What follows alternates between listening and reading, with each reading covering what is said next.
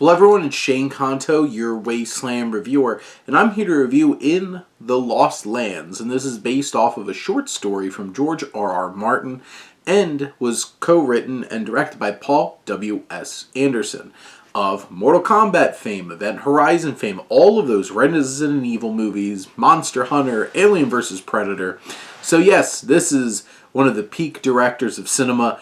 You know, Paul W.S. Anderson has a very specific thing going on, and this is indeed starring his wife, Milla Jovovich, who plays Gray Alys, this really dark witch who has the sorceress who has these powers, is sent on a mission by a queen into the ghostly wilderness of the Lost Lands, and is led through this place by Boyce, who is a nomad wanderer, a guide played by Dave Bautista.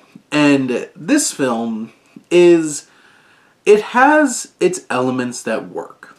When this is bonkers, boisterous, over the top ridiculous, this is where this film is having fun.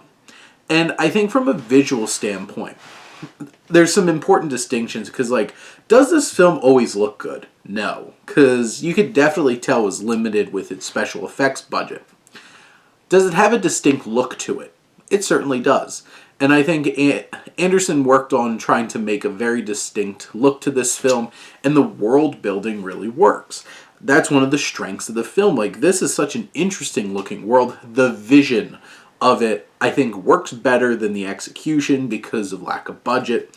And you have cinematographer Glenn McPherson, who, you know, sets up some very interesting and intriguing and exciting and, like, cool shots. Like, there's a big, like, slow motion collision about to happen in a big fight scene, and this film is full of crazy monsters and creatures, and their designs are really cool. Is the CGI the best? Not always.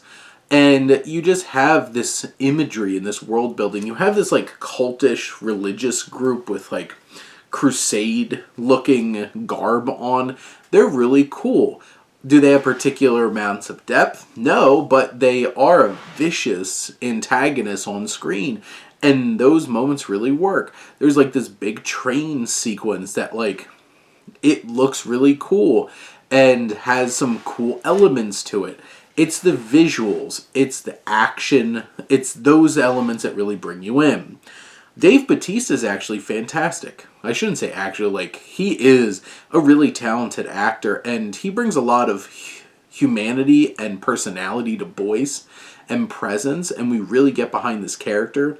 There are some narrative choices with that character that I feel like kind of takes away some of the attraction to the character, and I might feel like a bit misguided in terms of how it all plays out in the story.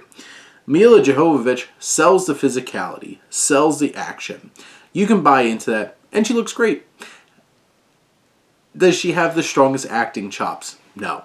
There's elements that stick out where you're just like, maybe somebody with a little bit more depth or a little bit more of a dynamic performer could have sold a little bit extra into this, but she works just fine. And her presence with Bautista really works.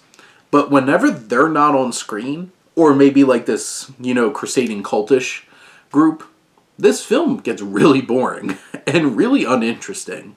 There's a whole patriarch character, there's a queen, and, you know, love interest and blah, blah, blah, blah, blah for, like, these side characters, and you just really never feel like you get connected to these one-dimensional figures that just pop up and take up screen time.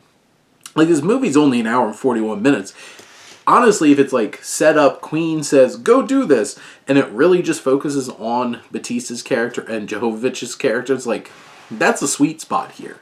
But it spends way too much time focusing on these other tertiary characters, these side characters that just feel like, why are we here?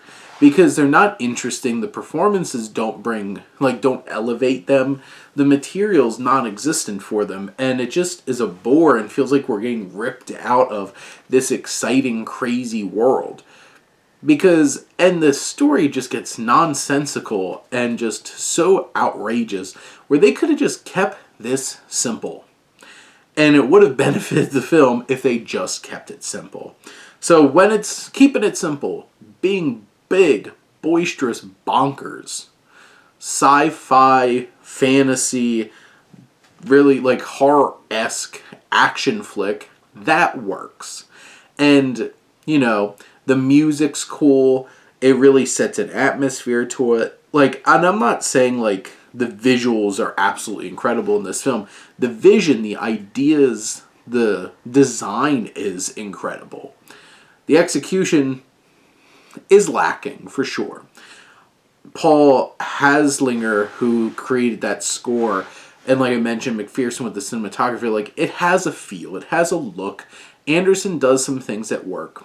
Otherwise, this just feels like another kind of misfire type of film that just keeps, you know, defining, honestly, Anderson's career as a director.